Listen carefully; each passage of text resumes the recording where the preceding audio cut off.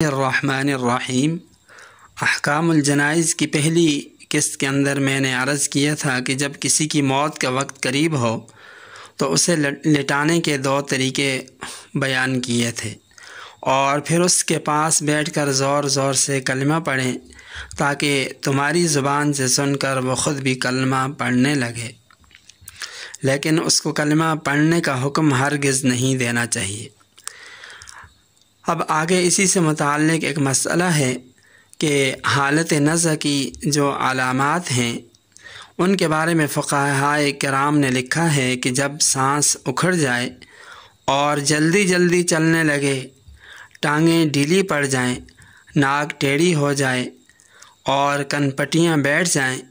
تو سمجھ لو کہ اس کی موت آ گئی ہے۔ اس وقت کلمہ زور زور سے پڑھنا شروع کر دو۔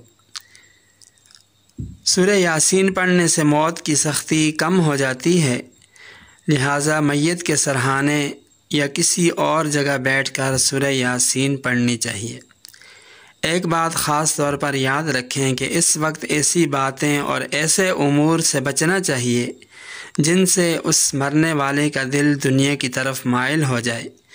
کیونکہ یہ وقت دنیا سے جدائی اور اللہ تعالیٰ کی بارگاہ میں حاضری کا وقت ہے، اور اس وقت ایسی باتیں کرنی چاہیے جن کی وجہ سے دنیا سے بے رغبتی پیدا ہو، اور ایسے وقت میں بال بچوں کو سامنے لانا یا مال و متاع، مال و دولت کی باتیں کرنے سے بھی مکمل طور پر اجتناب کرنا چاہیے۔